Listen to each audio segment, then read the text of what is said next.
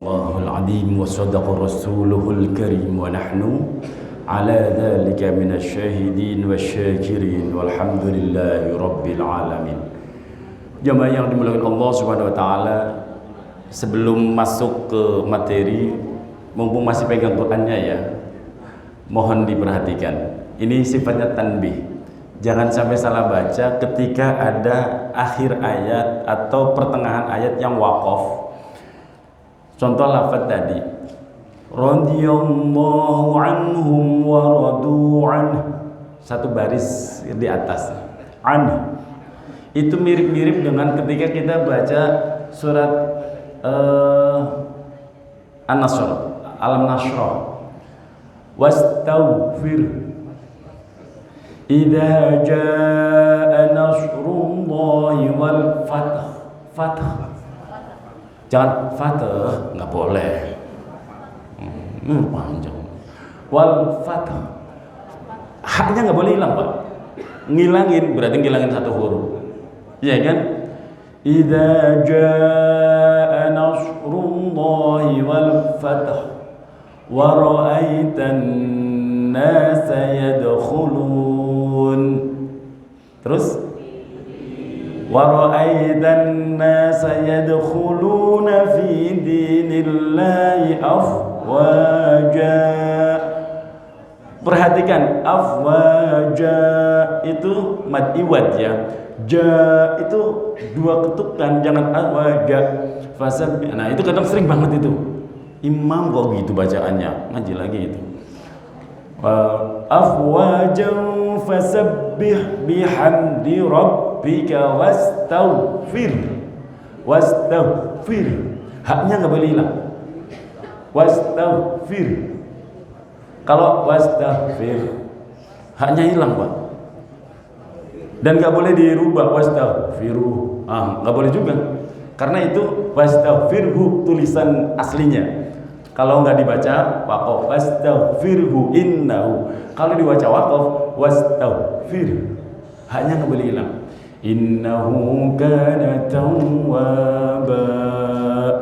Allahu akbar. Nah, termasuk tadi saya sedikit menekankan ketika ada lafaz him di ayat ke-17 itu syahidan ma dumtu fihim kunta antar raqiba alaihim. Him itu nggak boleh sampai panjang, Pak. Alaihim. Rusak itu nanti bacaannya. Alaihim. Satu ketukan tek. Iya. Itu nggak boleh.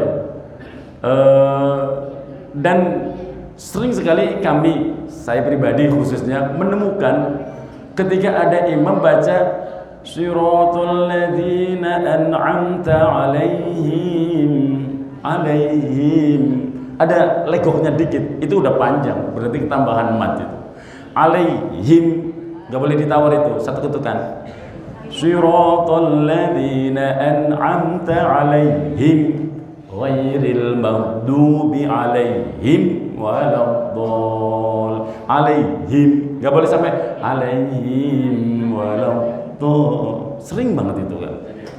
Nah, repotnya kalau udah kadung disebut ustaz, diingetin marah, Pak. Asli loh. Saya sering menemukan itu loh. Niatnya itu kita mengingatkan biar dosanya nggak keterusan. Malah saya digalakin. Ya sudah. Kewajiban saya mengingatkan. Selebihnya terserah Anda, kan gitu. Nah, karena saya pernah disodok sama-sama ustadz lagi sholat. Kebetulan kita jamaah, imamnya rusak. Nah, ini juga ahli qori, suaranya enak, biasa dipanggil kemana-mana. Nah, bedanya dia dulu nggak ditahfidz. Nah, ketika imam salah, selesai sholat, saya disodok. Tugasmu loh ngingetin, gitu, Pak. Tugasmu loh ngingetin. Ya gimana lagi loh. Saya sering ngingetin yang begini tadi, kata saya. Tapi setelah diingetin, saya dicuekin. Itu nggak cukup setahun menemunya ya, bukan 3 hari lagi, setahun, Pak. Sampai ada yang diingetin, kebetulan udah bagian kalau di Masjid Al-Hidayah itu Pak Haji Tri-nya itu loh. Nah, diingetin, nama saya langsung dicoret, seret. Nggak usah ngisi lagi katanya. Ya, ada seperti itu, Pak. Lah, nah kurang gaul, pikniknya kurang jauh gitu loh. Jamaah yang dimuliakan Allah Subhanahu wa taala. Ini pentingnya kita saling mengingatkan, bukan mengajari. Karena saya yakin Bapak Ibu udah belajar tajwidul huruf, bagaimana waqaf, bagaimana ibtida, bagaimana wasol, bagaimana memulai, bagaimana berhenti, bagaimana nyambung. Itu ada caranya di dalam Al-Qur'an. Nah, ini sering sekali. Jadi mudah-mudahan itu yang sekelumit, mudah-mudahan bermanfaat. Amin ya rabbal alamin. Jamaahnya. Nah ya. Saya kan cerita Gus. Iya. Itu 3 tahun banyak belajar Fatihah. Sama. 3 tahun dan Kalau saya 3 tahunnya dikecilin, 3 bulan tapi 2 kali. Berarti saya Fatihahnya 6 bulan. Alhamdulillah baru lulus, Pak. Fatihahnya 6 bulan. Itu kayak tadi bener-bener au-nya, ain-nya, shad-nya, sin-nya. Ada bahasa Jepang, Pak, kalau lagi belajar makhraj Ustaz. Kiai, mecece mecoco. Itu bahasa Jepang kan? Mecoco itu maju bibirnya. Punya bibir, Pak? Ya, monyong maksudnya. Mecece itu ditarik, mecoco itu maju. Itu bener-bener tuh. Kadang sampai ditonyo sama kiainya itu loh. Alhamdulillah. Nah, mudah-mudahan Bapak Ibu lebih lama ya. Kalau lebih lama berarti lebih hebat daripada saya. Sekali lagi. Baik. Ada permintaan khusus dari Kiai Mahfud untuk kita murojaah bareng-bareng suratul Fatihah biar nggak keliru. Baik, dari ta'awud Pak ya. A'udzu billahi minasy syaithanir rajim. Bersama-sama. A'udzu billahi minasy syaithanir rajim. Ini mau serius atau setengah serius? Nah. Ini saya 6 bulan harus ditransfer dalam 1 menit. Nah, ya kan? A'udzu. Ditarik dulu bibirnya. Letakkan ujung lidah di ujung gigi. A'udzu. Pasti salah. Nah, emang enak. Belajar makhraj itu nggak enak loh, Pak. A'udzu billahi minasy bukan saya. A'udzu billahi minasyaitonir itu jangan kayak tonya orang Bali, totok. Wah, repot lagi. Gak enak kan Pak Mahfud, sampean sih, saya suruh ngajarin Fatihah. Begitu ya, biar ngerasain semua ya. Jamaah Al-Hidayah biar ngerasain belajar Fatihah. Baik. Ini kalau di pesantren saya Al-Azka itu 3 bulan, Pak. 3 bulan. A'udzu billahi minasy syaithanir rajim. Sekali lagi. A'udzu billahi minasy syaithanir rajim. Jim, ja. Coba, ja. Maju dikit bibirnya. Ja. Ji, ju, aja. Memang gitu belajar. Biar ngerasain. Nirrojim. Itu kan nirrojim. Itu pasti tipis tuh. Kurang dalam. Nirrojim. Udahlah, anggap aja lulus. Sekali lagi ta'awudnya. A'udzu.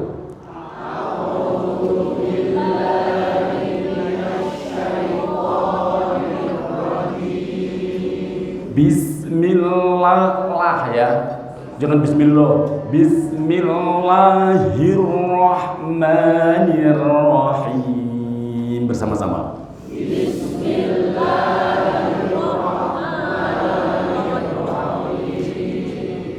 Alhamdulillahi Rabbil Alamin.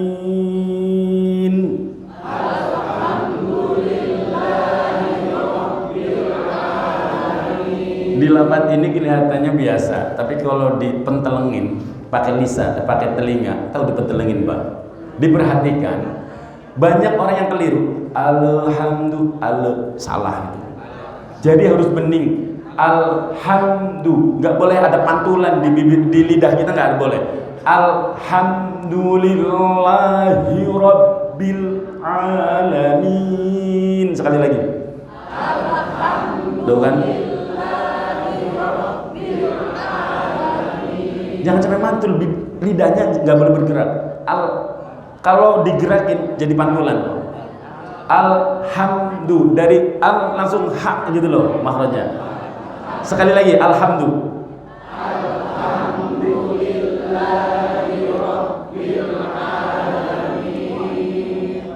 Udahnya, lulus aja lah. Ar-Rahmanir Rahim. Insyaallah ini harus diperhatikan. Hak dengan hak kalau ditulis bahasa Indonesia itu sama Pak. Hak ya begitu, hak ya begitu. Padahal di Arab hak ya hak ya hak. Hak itu bening. Ar-Rahmanir Rahim. Lagi. Ar-Rahmanir Rahim. Maliki Yaumiddin. Maliki Yaumiddin. Riwayat Asim min Hafaz min riwayat Asim itu maknya panjang. Maliki Yaumiddin. Maliki Yaumiddin. Kalau Bapak Ibu belajar Fatihah sama saya, maknya panjang. Kalau mungkin Bapak Ibu belajarnya sama Imam Sudais, maknya pasti pendek. Riwayatnya itu yang membawa dari silsilah sanad Qur'annya. Kalau selain Hafaz min riwayat Asim itu dibacanya panjang, pendek. Maliki Yaumiddin kan gitu ya. Nah, kita panjang. Maliki Yaumiddin. Iyyaka na'budu wa iyyaka nasta'in. Iyyaka na'budu wa iyyaka nasta'in. Perhatikan di penekanan tasdidnya iya. Iyyaka na'budu wa iyyaka. Kadang sebagian orang, maaf bukan di sini udah pinter semua ya. Amin ya rabbal alamin. Kan udah belajar. Nah, kadang tekanan pertama kurang, pas kedua baru benar. Sering menemukan gini, maaf, ini contoh yang salah. Iyyaka na'budu wa iyyaka nasta'in. Tapi yang pertama itu kurang gitu loh. Mestinya dari awal karena sama. Iyyaka na'budu wa iyyaka nasta'in. Bersama-sama. Iyyaka na'budu wa iyyaka coba hi hu agak dalam ini kalau belajar makhrajnya lama lagi ya hi hu beda dengan ha ya. Kalau ha itu kan bersih, ha hi hu itu belajar makhraj begitu Bu ya. Jadi bersama kan. Jadi perhatikan. Jadi kayak ada suara gema dalam. Ihdinas siratal mustaqim. Bersama-sama. Ihdinas siratal mustaqim. Shadnya monyong. So. Sweet. Su. Bisa sweet. Bapak-bapak pasti pintar. Kalau lagi ngodain seseorang dulu, sweet gitu. Itu Bu ya. sho, sui, su, as, as. Artinya beda. Kalau ngucapin shod terus meringis jadinya sin Bu ya. Kalau meringis artinya tentu beda. Iya. Oh iya, itu beda lagi. Ini kan lagi belajar makhraj dulu Bu ya, jangan belajar artinya dulu. Ya, kenapa? Kenapa enggak? Kenapa apa beda sedikit baca? Iya, sangat denger baik-baik Bapak Ibu yang rahmat Allah. Kalau Bapak Ibu pernah belajar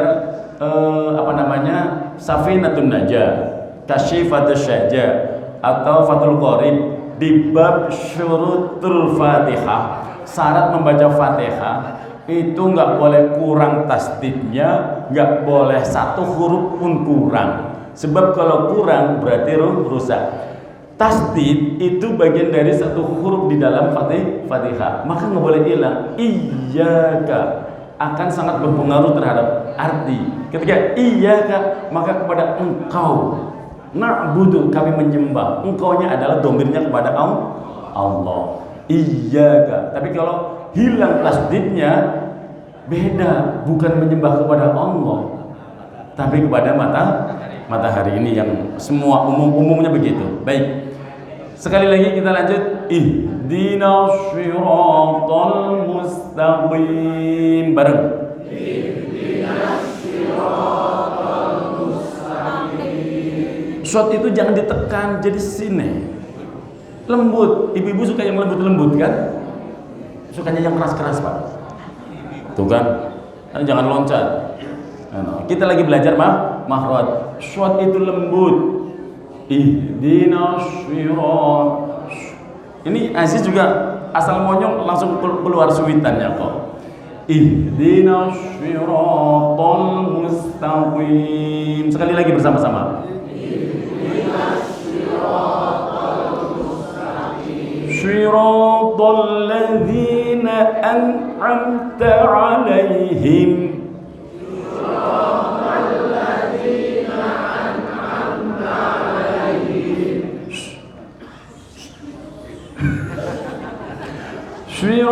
Syiro, memang belajarnya lama loh Pak, jangan salah. Tanya Jai Mahfud, apaan? Semuanya diganti syot. Minta kembalian jajan bakwan, minta susu, pakai syot. Bukan sin lagi. Tahu susu, kembalian. Minta susu. Tuh. Jai Mahfud dulu tuh, semuanya diganti suatu. Minta kembalian, minta susu. Susu itu kembalian kan? Emang susu yang ditusukin bukan? Itu baik.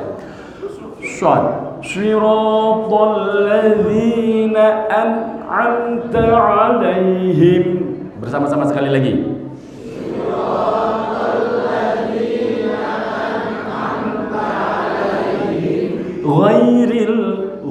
Jangan ghairil mau. Win itu mau, nggak boleh ngorok, nggak boleh mau, nggak boleh. Siratal ladzina an'amta 'alaihim ghairil maghdubi 'alaihim walad.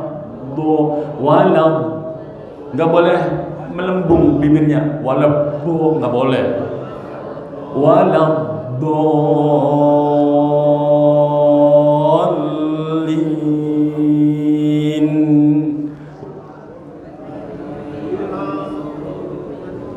Ghairin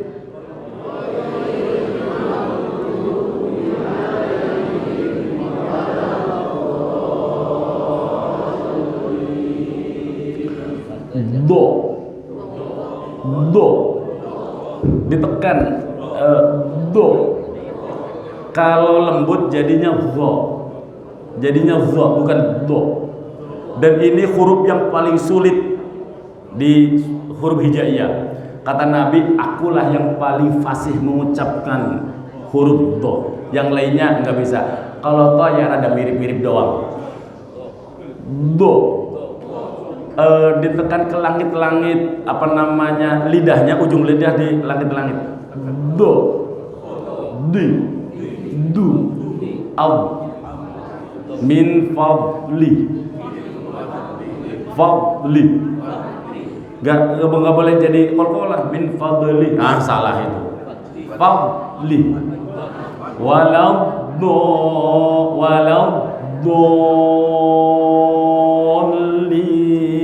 Khairil bersama-sama.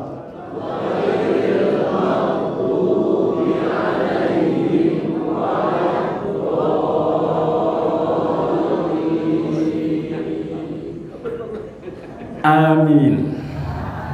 Luluslah. Ya. Ya. Yang paling wajib. Iya. Kadang-kadang sambil marah. Ngomongnya sambil marah gitu. Astagfirullahaladzim. Nah. Ini. Mama itu apa gitu? Kalau azim itu nggak ada papan tulis sih. Do dengan zo itu beda. Zo jangan jadi zai. Orang-orang yang zalim kan jadi zai itu.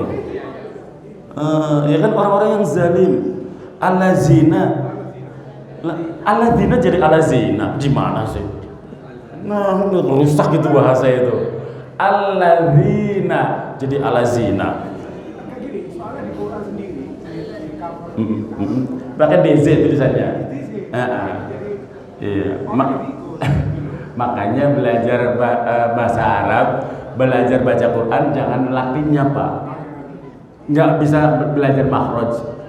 Kalau yang dilihat adalah tulisan latinnya bahasa Arab, nggak bisa belajar makhraj. Zai DZ alazina. Nah. Azim bagisan azim zo karena azimun. Nah itu udah ya, pegel tahu ngajarin makhraj. Apalagi satu kelas ramai banget begini. Biasanya di pesantren itu satu ustadz megang 15 anak maksimal, Kiai, biar kepegang, sebab kalau kebanyakan nggak selesai-selesai. Nah, alhamdulillah, mungkin Kiai Mahfud saya adalah orang yang pernah merasakan nikmatnya belajar Fatihah. Kenapa Fatihah? Karena kunci dari bacaan di Al-Quran semuanya ada di Fatihah. Kalau Fatihahnya benar, insya Allah yang lain kesananya bagus. Nah, di pesantren kami ketika di Cirebon, setelah lulus Fatihah itu nggak langsung alif lam mim loh, Pak, nggak langsung an-nas. Tebak apa yang wajib dipelajari anak pesantren ketika lulus Fatihah? Yang kedua apa? Tasyahud, Pak. Bener, karena ini adalah rangkaiannya hukum kauli, hukum rukun kauli di dalam Al-Quran, bacaan yang wajib dibaca dan itu sifatnya rukun kauli. Tasyahud. At-tahiyyatul mubarakatus sholawatut thayyibatu lillah. Begitu belajarnya, nggak pakai lagu. Masa at-tahiyyatul mubarakatuh, mau lagi sholat kok berdendang. At-tahiyyatul mubarakatus sholawatut thayyibatu lillah. Assalamu alayka ayyuhan nabiyyu wa rahmatullahi wa barakatuh. Assalamu alayna wa ala ibadillahis sholihin. Ashhadu an la ilaha illallah wa illallah. itulah lagi asyhadu. Nah, ini suka ditarik. Asyhadu kasar. Asyhadu. Iya, perhatikan Bapak Ibu, asyhadu bukan asyhadu. Haknya nggak boleh hilang. Ya, asyhadu Allah ilaha illallah. Coba bersama-sama, jangan sampai keliru. Asyhadu.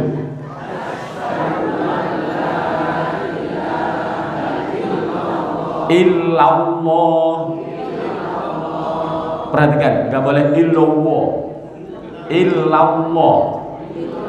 Nah, itu namanya lam jalalah yang harus dibaca tafhim. Harus dibaca tafhim, tebel. Bapak-bapak tahu yang tebel-tebel, Pak? Dompet. Isinya kartu, boleh tebel. Kalau yang lain tebel nggak enak dilihat. Ya, baik. Wa asyhadu anna Muhammadar Rasulullah.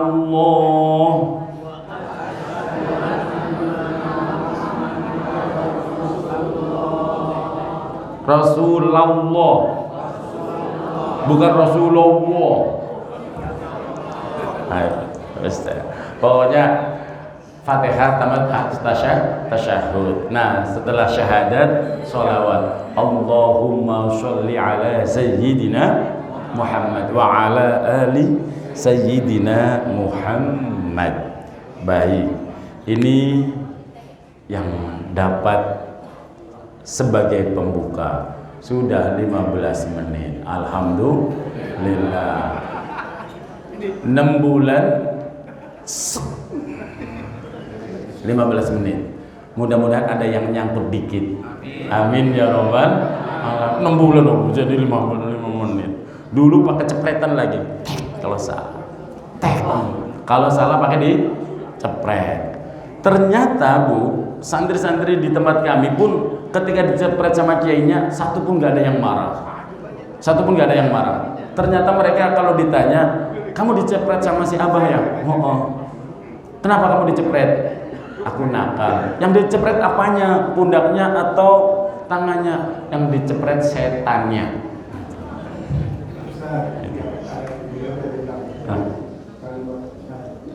Syahadat. Rasulullah berarti rofa ya. Kalau di kalimat syahadat asyhadu an la ilaha illallah wa asyhadu anna muhammadar rasulullah pakainya rofa Rasulullah, wa asyhadu anna muhammadar rasulullah pakai rofa Rasulullah. Itu kalau ditarkib atau dijelaskan secara susunan tarkibnya atau i'rabnya itu samanya ahli nahwu aja ya, Gus Arifin atau langsung yang mentarkin jenengan Arasy Hasim ya, insya Allah. Di sini kalau dijelasin tarkibnya lagi kelamaan lagi nggak ngaji ya. Ini juga ngaji sih ya, tapi nanti saya nyiapin belajarnya jadi ya. Jadi untuk Pak Mahyudin sama Kiai Mahfud, untuk kenapa tarkibnya rofa atau nasab atau jer itu nanti sama ahlinya Gus Arifin atau yang lain ya. Siap, itu saja, terima kasih. Close itu dulu, yang lain kita ngaji yang sudah disiapkan. Jamaahnya dimuliakan Allah Subhanahu wa taala, alhamdulillah. Ternyata asik ya Pak ya. Belajar Fatihah itu penting. Jangan pernah menganggap sepele Fatihah, karena Fatihah adalah bagian dari rukun yang harus dibaca di dalam sholat. Dan bacaan Fatihah nggak boleh keliru, bacaan Fatihah nggak boleh salah. Nah, oleh karena itu saya kemarin nge-share, wallahu alam kenapa otak saya dari kemarin kok susah diajak fokus. Akhirnya apa? Pas Pak Haji Tri minta materi, ya yang ada aja saya share. 4 perkara yang wajib diketahui oleh seorang muslim atau umat Islam. Baik jamaah yang dimuliakan Allah Subhanahu wa taala, ada 4 hal yang seorang muslim harus tahu dan harus menjadi pegangan dalam hidup. Yang pertama, ini adalah 4 hal yang sangat penting yang wajib diketahui dan diamalkan oleh setiap mukmin, baik laki perempuan, tua muda maupun yang pemula maupun yang sudah senior. Yang pertama, mengetahui ilmu yang mencakup mengenal Allah, Rasulnya, dan Islam sesuai dalil-dalilnya. Jadi setiap muslim harus punya bekal ilmu pengetahuan yang mencakup mengenal Allah, Rasulnya, dan Islam berdasarkan dalil-dalilnya. Ini sempat disampaikan sedikit, bahasanya sedikit, ketika ngaji bersama emak-emak di hari apa kemarin itu di sini, hari Kamis, ibu-ibu as-sakinah. Sakinah tak as-sakinah sih? As-sakinah. Ya anteng lah pokoknya. Kalau as-sakinah pasti anteng. Namanya tenang kan, jadi anteng. Betul ya? Kalau as-sakinah itu anteng ya. Jadi nggak jerit-jerit, nggak ada yang jelalatan. Jamaah yang dimuliakan Allah Subhanahu wa taala. Kenapa penting bagi kita mengetahui, memahami ilmu yang merupakan menjadi pondasi iman kita kepada Allah Subhanahu wa taala, yakni mengenal Allah dan Rasulnya. Mengenal Allah dan Rasulnya. Mengenal Allah dulu. Dari mana kita mengenal Allah? Dari mana kita mengenal Allah? Dari mana Pak? Mengenal Allah tidak bisa tidak kecuali melalui sifat-sifatnya Allah. Sifat yang mana? Sifat Allah itu sangat-sangat banyak, tidak terhitung, karena semua yang ada di alam semesta ini adalah bukti dari manifest keberadaan Allah Subhanahu wa taala. Jadi kalau mau disifatin semuanya kembali kepada Allah. Cuman ulama mendidik kita biar mudah. Yang disebut Tuhan harus punya sifat minimal yang disebut dengan sifat wajib yang 20. Wujud, qidam, baqa, mukhalafatunil qiyamuhu, wahdaniyat, iradat, ilmu, sama' basar, qadiran. Saya lagi perhatikan ternyata yang hafal produk lama semua ini. Yang hafal produk lama, yang udah nenek-nenek kesono, iya, yang udah maghrib, yang asar kesono, yang masih subuh, duhur, asar, kayaknya kok lihat kok enggak bunyi. Itu nadoman apa gitu kan ya? Itu sifat-sifat wajib bagi Allah yang dulu para ulama dengan begitu cerdasnya mengajarkan kita dengan cara apa?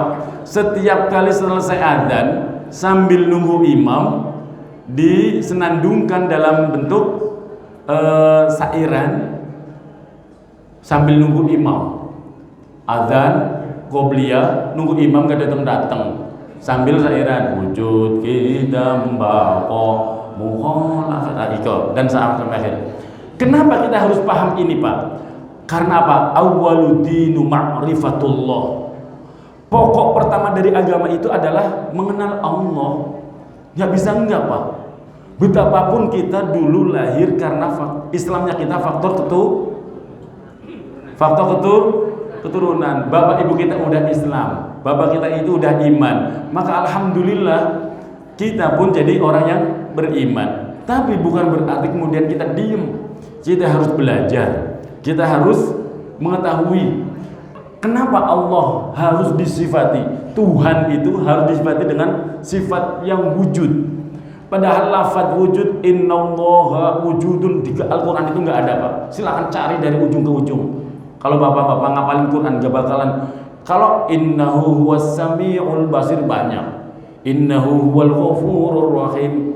Innahu alimun bidadus alim, itu banyak, tapi innahu wujudun nggak bakalan nemu. Tapi kok sifat yang pertama yang harus disematkan kepada Tuhan adalah wujud. Karena segala yang ada di alam semesta itu adalah manifest dari keberadaan Allah. Karena apa? Kita ini semua apa? Kita ini semua kita alam semesta, sejatinya kita ini sebenarnya tidak ada. Dengerin baik-baik. Sebenarnya kita ini semuanya tidak ada, tapi kita ini diadakan oleh yang ada. Yang sebelum kata ada sudah ada. Bahkan kita menggunakan kata ada karena ada yang ada. Maka yang ada hanya yang ada.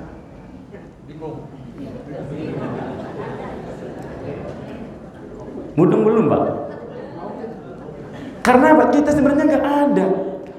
Mau tahu? Saya jelasin. Aku, kamu, dia. Kalau bahasa Arabnya ana, anta, huwa. Sebenarnya semuanya milik Allah. Tidak ada yang milik kita sama sekali. Ana, aku, silakan pakai ketika kalian semua masih ada di dunia ini. Aku Aziz, aku Tri, aku Mahfud, aku Mahyudin. Silakan pakai. Nanti kita mati semua. Bener gak sih? Takut Ustaz giliran mati ngajak-ngajak. Enggak ngajak-ngajak, ngasih tahu. Kalau kita semua mau, setelah kita semua mati, masih ada aku. Yang ada tinggal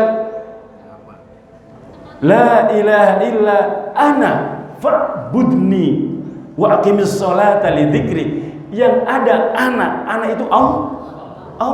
Anak saya nggak ada, Aziz nggak ada, Mahfud nggak ada. Apaan? Itu sesuatu yang tidak ada tapi diadakan oleh yang ada. Yang sebelum kata ada sudah ada. Bahkan kita menggunakan kata ada karena ada yang ada. Maka yang ada hanya yang sudah mudeng belum, Pak? Nah, ini ilmu seperti ini yang harus. Nah, oke. Itu aku Aziz, aku Mahfud, aku Tri, ternyata nggak ada. Yang ada hanya la ilaha illa ana. Anta, kamu siapa ya? Nanti contoh jangan itu lagi, nggak enak. Ustadz Mul mana Ustadz Mul? Kamu maaf yang sepuh nggak berani contoh Pak Haji Tisna lah, itu alat yang sepuh dong. Kamu Aziz, kamu yang muda-muda ini yang antum siapa namanya? Kamu Anugrah, Anu. Ya Anu lah ya. Kamu Anu. Kamu Aziz. Kamu apa namanya? Ya, dari tadi kenapa nggak berani nyebut Buya? Takut tahu. Itu wahalan kan. Karena takut wahalan. Orang sepuh buat contoh. Nah, mau nyebut wah, lihat tatapannya udah lemes aja. Kamu Aziz, kamu Mahyudin, kamu Tisna, pakai silakan pakai selagi masih ada. Nah, nanti kamu Aziz, kamu Mahyudin, kamu Tisna, yuk nggak ada, mati semua. Yang ada hanya la ilaha illa anta. Milik siapa itu anta? Allah. Dia huwa. Sama, dia Aziz, dia Mahyudin, dia Mahfud. Semuanya nggak ada. Tinggal la ilaha illa huwa. Ada di mana coba? Allahu la ilaha illa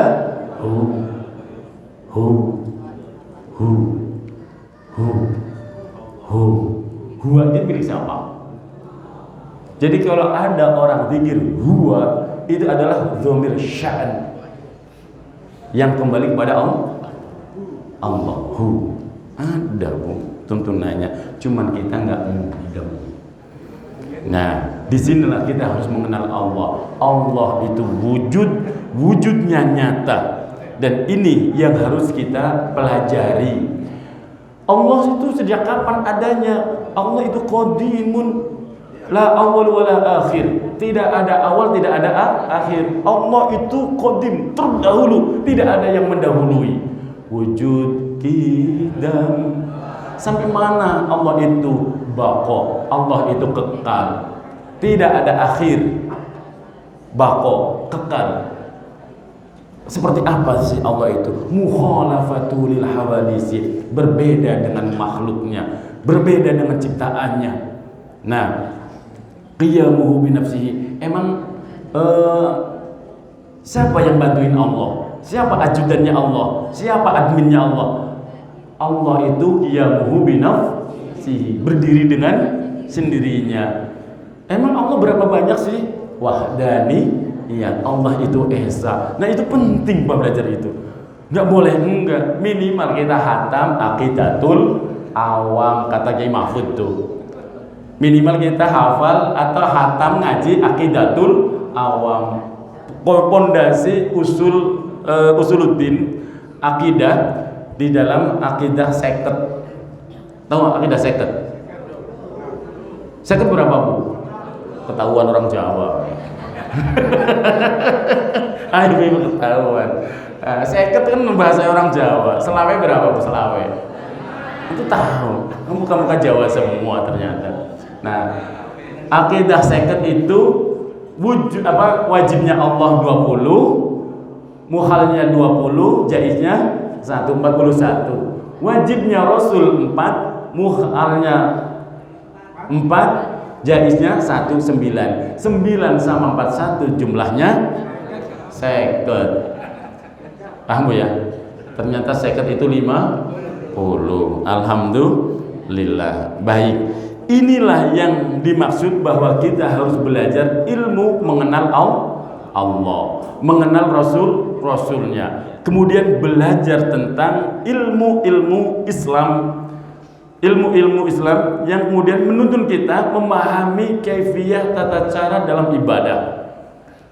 Jangan sampai kita ibadah nggak tahu ilmunya, sangat bahaya.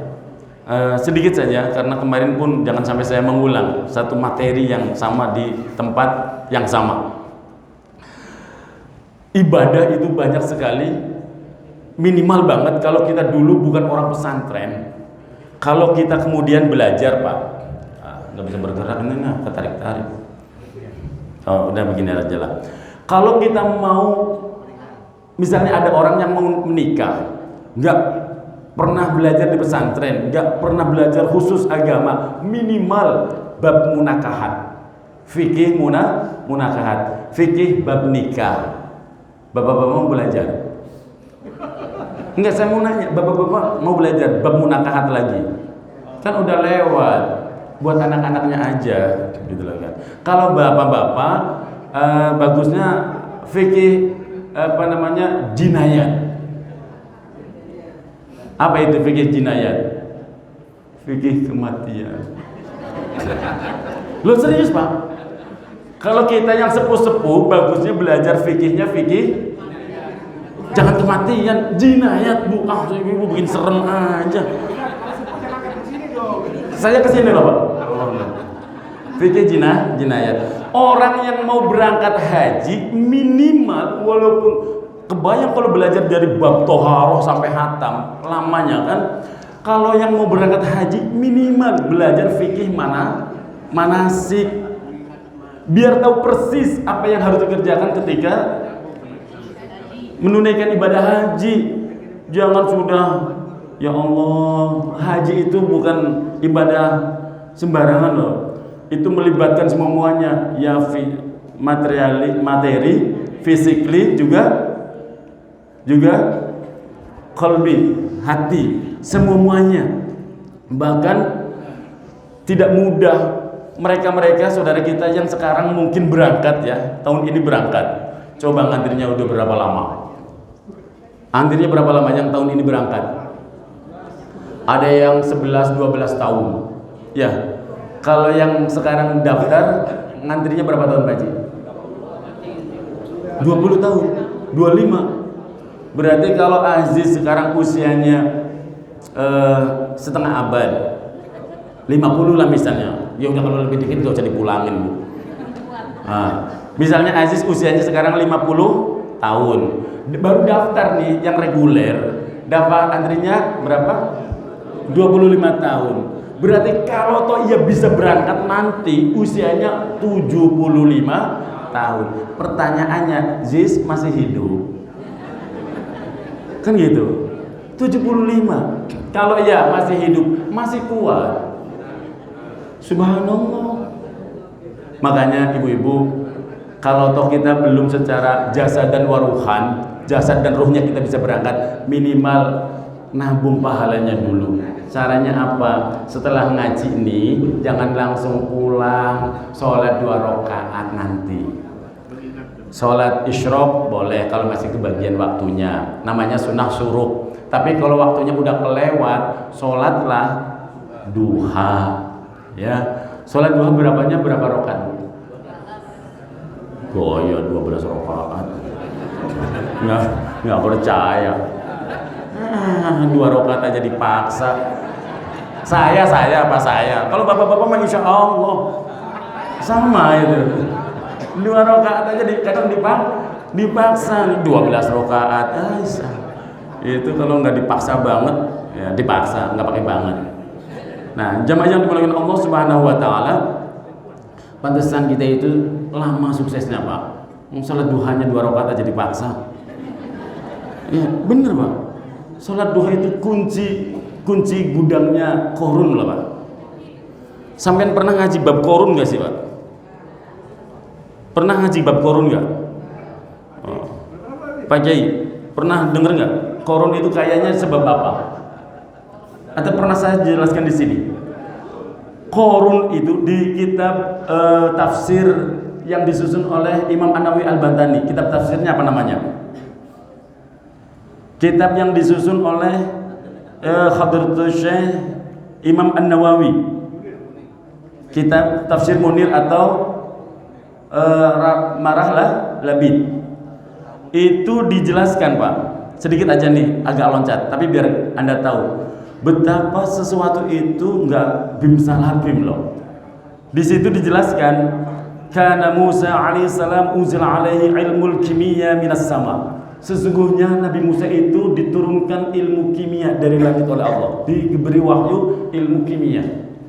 Nah, kemudian fa'allama Qarun sulusul ilm wa Yusha sulusuluhu wa Kalib sulusahu. Kemudian ilmu kimia ini diajarkan oleh Nabi Musa, sepertiganya untuk Qarun, sepertiganya sahabatnya yang namanya Yusa, sepertiganya lagi kepada yang namanya Ghalib atau Kalib.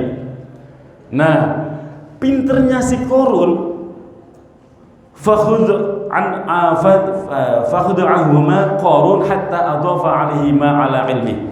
Kemudian Qarun itu belajar ilmu yang sepertiga ini dari teman-temannya itu. Dia pinter. Dia kan sebenarnya cuma dikasih sepertiga, tapi yang dikasihkan ke Yusa dan si Galib itu dipelajari juga. Maka kemampuan ilmu kimianya Qarun utuh 100%. Maka yang terjadi, fakana ya'khudhur rasus fayaj'aluhu fiddatun wan nakhas wa yaj'aluhu dhahaban. Bahasanya begini, ketika Qarun sudah bisa menguasai ilmu kimia yang utuh yang diturunkan oleh Allah kepada Nabi Musa, maka yang namanya Qarun itu mampu menjadikan kayu menjadi perak, menjadikan tembaga menjadi emas. Jadi Qarun itu cerdas, Pak, punya keilmuan yang luar biasa. Jadi jangan berpikir, jangan menghayal Qarun itu kayak nemu gunung emas, salah, ngawur. Kayaknya Qarun itu karena ilmu mampu merubah sesuatu menjadi perhiasan, entah itu perak, entah itu emas. Jadi luar biasa. Itu yang aja di tafsir Munir itu loh. Subhanallah. Jadi Orang berpikir Qarun itu kaya karena nemu gunung emas. Itu bukan itu. Karena memang punya kemampuan luar biasa yang didapat dari langit lewat Sayyidina Musa alaihis salam gitu loh. Nah, makanya penting Pak, itu ngaji. Ternyata untuk bisa punya ilmu harus ngaji. Jangankan ilmu tentang Allah, ilmu kepada Rasulullah, ilmu Islam, ibadah itu pun harus dengan ilmu. Nah, ilmu yang dimaksud di sini adalah ilmu syar'i, ilmu untuk ibadah, yaitu hukum-hukum fardu ain. Hukum-hukum fardu ain atau kewajiban yang setiap individu harus tahu. Kaifiyah sholat nggak boleh diwakilkan. Kita semua harus tahu persis syarat masyrut ketika kita mau sholat. Kemudian rukun-rukun sholat itu nggak boleh diwakili, Pak. Itu sifatnya fardu ain. Kita mempelajarinya. Ibu-ibu harus tahu persis yang namanya fikih haid, fikih istihadah, fikih nifas, wajib. Nggak boleh diwakilkan sama suaminya. Serius itu, nggak boleh. Itu fardu ain. Karena yang haid kan ibu-ibunya, bapak-bapaknya saya berani sumpah mereka pasti belum pernah haid. Bener Pak ya? Ada nggak pernah nifas? Nggak ada satu pun nggak ada yang berani melahirkan. Susah Pak, nggak ada jalannya Bu. Nah, makanya wajib hukumnya yang itu. Sampai hari ini banyak, maaf kaum wanita yang nggak paham haid. Usianya udah 50 tahun nggak ngerti haid, ini bahaya sekali. Ajarkan kepada anak-anak perempuan kita hukum haid, hukum nifas, hukum istihadah. Nah, anak saya saja padahal ya hidup di pesantren, dicekokin setiap hari belajar fikih, Quran dan sunnah. Kemarin saja dia bingung, Mbah, perasaan saya baru suci seminggu, kok ini sudah ini lagi ya, haid lagi. Masa suci itu minimal 2 minggu, 15 hari. Lo kok belum 15 hari sudah keluar lagi? Itu haid. Itu istihadah. Nah, terus istihadah dihitung sampai kapan? Sampai batas suci itu habis, maka kesananya dihitung haid kalau masih keluar gitu loh. Jadi Bapak Ibu rahmat Allah Subhanahu wa taala, itu penting sekali. Maka perlu kayaknya kalau suatu saat di bulan-bulan Ramadan ada pesantren-pesantren kilat atau pesantren apalah kajian khusus anak remaja, bagusnya itu diajarkan seperti itu, hukum-hukum fikih-fikih yang seperti itu, biar kita tahu persis hal-hal yang penting. Baik jamaah yang dimuliakan Allah Subhanahu wa taala. Selanjutnya yang kedua, setelah tahu ilmu, maka seorang muslim wajib paham dan mengetahui amal. Setelah ilmu, kewajiban berikutnya adalah mengamalkan ilmu yang kita pelajari. Setelah belajar, mengamalkan ilmu dalam kehidupan sehari-hari. Sholat, puasa, zakat, dan lain-lain. Izin minum Bu ya. Silakan diminum yang ada.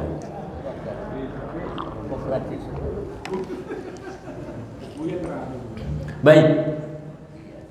Karena memang kita diciptakan itu untuk ibadah, Pak. Kita itu diciptakan untuk ibadah. Sehingga wajib bagi kita untuk mengetahui dan beramal dengan agama Islam ini. Kita pun wajib beramar ma'ruf nahi munkar, berbakti kepada kedua orang tua, menjalin silaturahmi dan lain sebagainya. Kuncinya kita beramal sudah ditegaskan oleh Allah di akhir surat Al-Kahfi. Insyaallah hafal semua Bapak Ibu di sini. فَمَنْ كَانَ يَرْجُو لِقَاءَ رَبِّهِ فَلْيَعْمَلْ عَمَلًا وَلَا يُشْرِكْ. Kunci amal ibadah kita, apapun amal ibadahnya kita, adalah berharap semata ridhonya, rahmatnya Allah Subhanahu wa taala. Wala yusyrik bi ibadati rabbih ahada. Jangan sekali-kali engkau menyekutukan Allah dengan sesuatu apapun di bumi ini. Jadi jamaah yang dimiliki Allah Subhanahu wa taala, sampai-sampai Nabi itu pernah ditanya Pak sama sahabat. Sahabat bertanya pada Rasulullah, "Ya Rasulullah, apakah amalan yang paling utama?" Dijawab oleh Rasulullah, ilmu pengetahuan tentang Allah. Si sahabat bertanya lagi, "Ya Rasulullah, ilmu apa yang engkau maksud?" "Ya, ilmu pengetahuan tentang Allah." Si sahabat ini berpikir, Nabi nggak nyambung nih. Aku nanya tentang amal, kok dijawab tentang ilmu. Maka si sahabat ini kemudian menegaskan lagi, "Ya Rasulullah, kami bertanya tentang amalan, sedangkan engkau menjawab tentang ilmu." Maka kemudian Rasulullah pun menegaskan, "Wahai sahabatku, sesungguhnya banyak amalan tidak ada manfaatnya bila disertai dengan kejahilan. Sesungguhnya banyak amal tidak ada manfaatnya jika ketika beramal tidak tahu ilmunya tentang Allah." Jadi penting banget Bu tadi yang kita diskusikan, mengenal Allah, sifat wajibnya, mustahilnya, jaiznya, itu wajib banget. Nah, oleh karena itu ibadah yang benar adalah yang benar-benar memahami apa yang kita kerjakan. Jangan sampai kita ibadah justru malah nggak dapat apa-apa. Karena ibadah itu ya beda-beda Pak. Ibadah itu ada yang dijamin oleh Allah hingga kemudian tidak ada yang tahu pahala yang dijanjikan oleh Allah. Itu pahala ibadah apa coba? Puasa. Inna syaumali wa ana ajzi bi. Ibadah puasa itu nggak ada takaran nilai pahalanya, hanya Allah yang tahu. Nah, ada yang satu ibadah bernilaikan 700 kali lipat. Masalul ladzina yunfikuna amwalahum fi sabilillahi kamathali habatin ambatat sab'a sanabila fi kulli sumbulatin mi'atu habbah. Satu ibadah Allah lipat gandakan menjadi 700 kali lipat. Nah, ada yang satu ibadah bernilaikan 10 kali lipat. Man jaa bil hasanati falahu asyru amsalih. Bahkan ada ibadah yang belum sempat dikerjakan, baru niat tok pun sudah dikasih pahala. Faman hamma bi hasanatin falam ya'malha katabahallahu indahu hasanatun kamilah. Siapa yang berniat melakukan satu kebaikan, falam ya'malha, tapi nggak sempat mengerjakan karena apa? Uzur. Karena apa? Misalnya nanti malam saya mau tahajud, pakai alarm 3 lapis. Alarmnya 3 lapis, jam 3 udah bunyi, jam 3.30 udah bunyi, jam 4 bunyi. Alhamdulillah alarmnya bunyi semua Pak.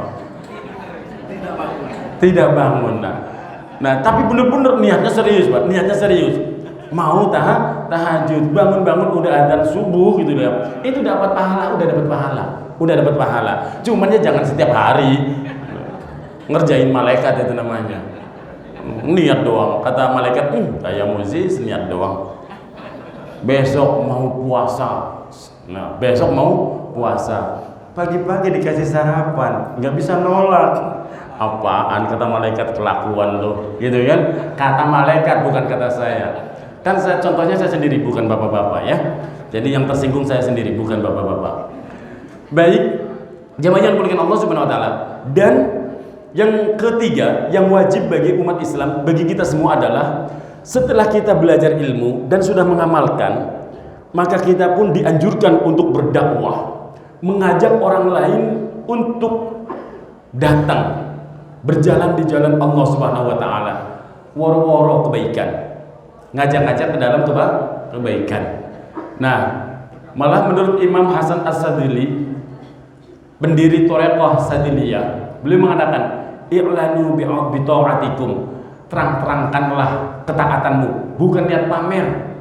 Untuk ngajak orang lain, memotivasi orang lain biar ikut kita di dalam kebaikan. Karena apa? Hari ini, saat ini, orang maksiat pun sekarang iklan, Pak.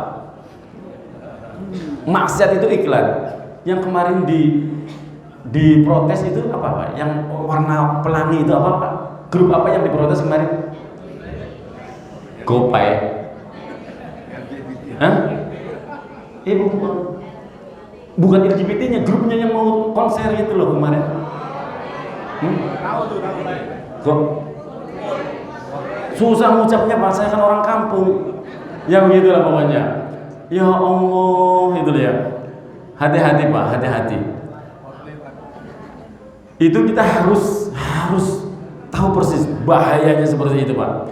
Dan mengajak orang lain untuk, mereka aja terang-terangan kok woro-woro. Padahal jelas-jelas maksiat. Padahal jelas-jelas durhaka kepada Allah. Padahal jelas-jelas nantang azabnya Allah itu mereka. Oh berani nantang. Berani kok terang-terangan. Berani iklan. Bahkan katanya udah rebutan tiketnya, kan kurang ajar.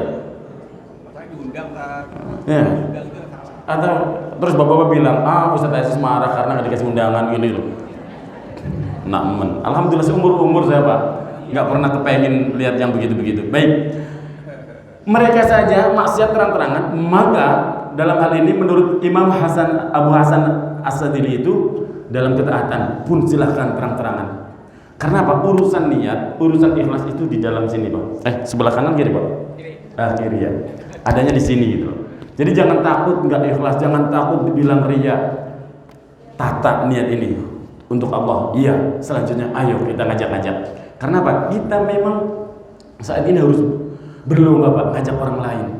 Karena pada saat yang sama mereka juga didakwahi oleh ya karuannya yang agama lain door to door Pak. Dan di dalam agama kita juga banyak fiksi, banyak pemahaman-pemahaman yang harus kita waspadai. Nah, yang gaduh kan kemarin yang madhabnya pakai madhab Soehartoisme. Itu madhab apaan? Rusaknya dunia akhirat banget. Itu pun jadi ikutin. Banyak pengikutnya. Pokoknya di Indonesia kalau ada yang nyeleneh pasti banyak pengikutnya. Ya, pokoknya ada yang nyeleneh di Indonesia. Tahu-tahu banyak pengikutnya.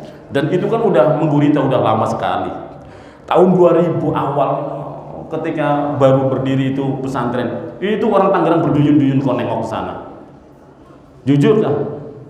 Awal-awal tahun 2000 itu kan baru lagi booming-boomingnya itu pesantren. Jangan nyebut namanya ya.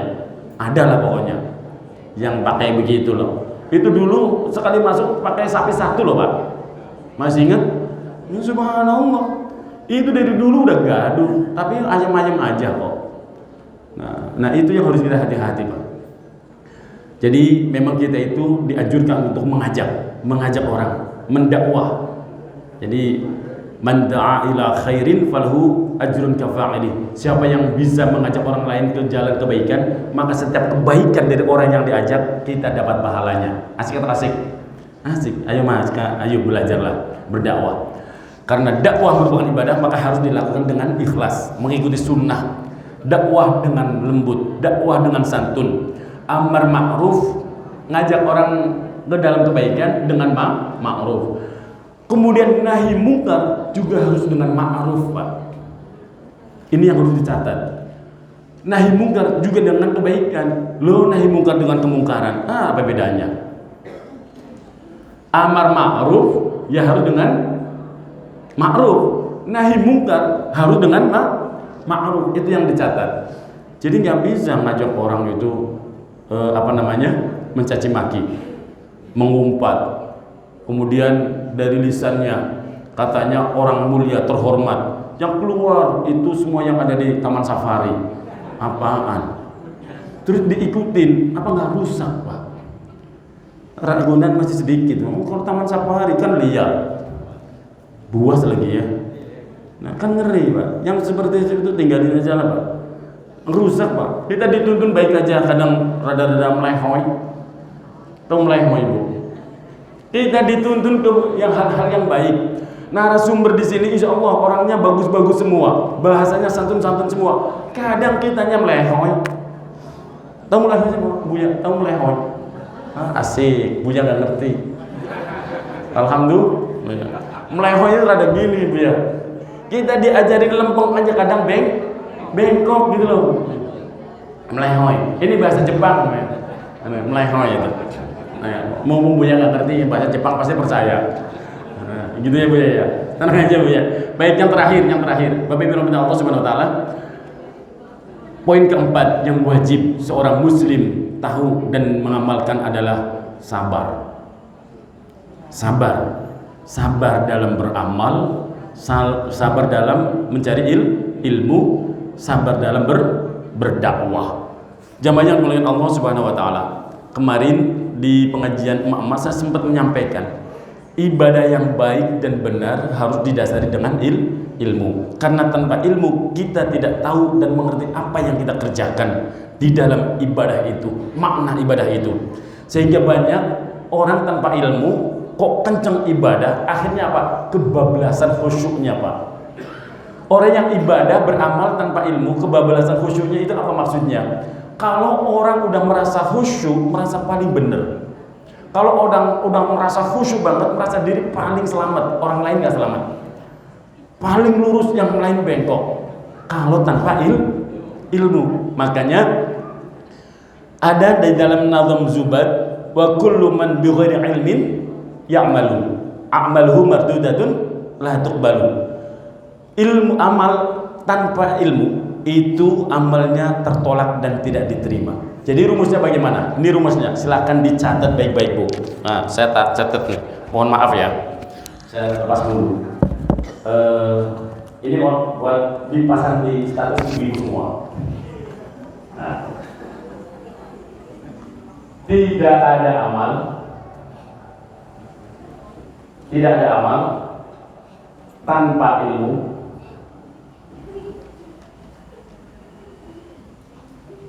Tidak ada ilmu tanpa adab, dan tidak ada adab tanpa iman. Nah, jadi tidak ada amal tanpa ilmu, tidak ada ilmu tanpa adab, tidak ada adab tanpa iman. Maka ibadah yang bagus, yang paling benar, amal yang paling bagus yang sesuai dengan adalah berpondasikan ilmu, adab, dan iman. Dan ini 3 rangkaian yang tidak boleh ditinggalkan untuk orang yang mau meningkatkan kualitas amal atau ibadahnya. Nah, tidak boleh tidak. Sampai-sampai ada dalam hadis sahih, al-ilmu qabla al-qaul wal amal.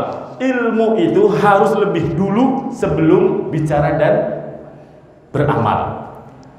Dan ditegaskan lagi, fa inna faqihan aliman mutawari'an. Satu orang faqih, alim dan warok itu hati-hati. Asyaddu 'ala syaitan min alfi 'abidin. Itu lebih berat digoda syaitan daripada 1000 orang ahli ibadah. Satu orang alim, Bu, faham ilmu agama, alim, kemudian warok itu hati-hati. Jangankan kau yang haram, yang subhat pun gak disentuh. Itu namanya orang warok, orang yang sangat hati-hati. Itu kata syaitan lebih berat digodanya daripada 1000 orang ahli ibadah tanpa ilmu. Nah, jamaah yang dimuliakan Allah Subhanahu wa taala, ini penting untuk kita. Jadi pondasikan amal ibadah kita dengan ilmu, adab, dan iman. Maka akan lahirlah kenikmatan dalam ibadah. Karena apa? Berpondasikan. Sabar ini akan keluar, Pak, kalau dari sini, Pak. Kalau udah tahu ilmunya, kalau udah tahu adabnya yang merupakan pondasi dari ilmu, kemudian berpondasikan itu semua dengan lingkaran dibalut dalam selimut iman, maka sabar akan lahir. Jadi insya Allah ini yang paling tepat. Dan karena sabar itu ada 3 hal yang penting dan harus dijaga betul, adalah sabar dalam ketaatan, kemudian sabar di dalam menjauhi yang haram, dan sabar dalam menerima ketentuan-ketentuan Allah. Maka di dalam rukun iman yang terakhir, yang itu yang ke-6, al-imanu bil qadari khairihi wasar. Nah, jadi iman kita kepada ketentuan Allah, ya yang baiknya, yang buruknya.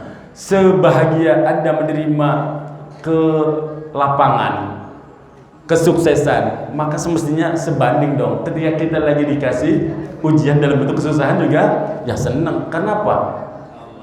Itu semuanya dari Allah kok. Katanya iman khairihi wa syarrihi, baiknya maupun buruknya. Kadang kita jangan sampai munafik, jadi orang munafik. Dengerin, orang munafik seperti apa Ustaz? Ya Allah, aku mohon ridhomu dan aku ridho atas segala sesuatunya yang telah engkau takdirkan kepada aku. Giliran dikasih sakit mengeluh. Halo? Giliran dikasih susah ngeluh. Dikasih usahanya nggak lancar. Nah, katanya ridho khairihi wasarihi, percaya bahwa segala sesuatu itu atas ketentuan Allah. Dan dalilnya udah hafal, apalagi di sini ngaji semua kan setiap hari. Asa an takrahu syai'aw wa huwa khairul lakum wa asa an tuhibbu syai'aw wa huwa syarrul lakum. Kadang menurut kita ideal banget nih, ideal banget. Ini pas nih, cocok kali cok. Kata Allah, jelek buat musik, jangan. Wa asa an tuhibbu syai'aw wa huwa syarrul lakum wa ata asabka khairan. Dan sebaliknya, kadang menurut kita itu kok begini sih, padahal itu yang terbaik. Ya, itu kalau dijelaskan panjang kali lebar lagi.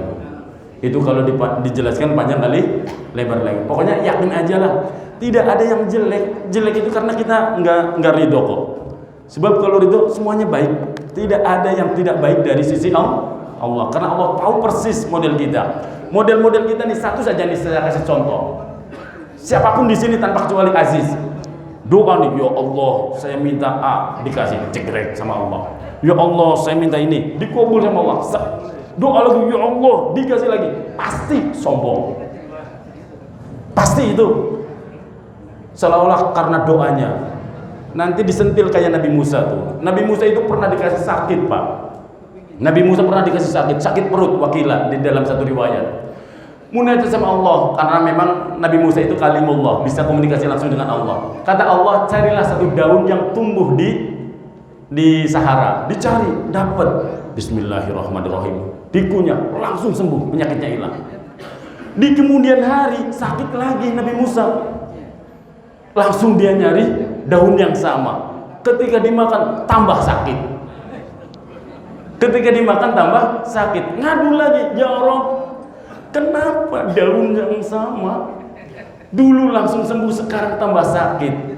Kata Allah, dulu sandaranmu kepada aku, sekarang kepada daun.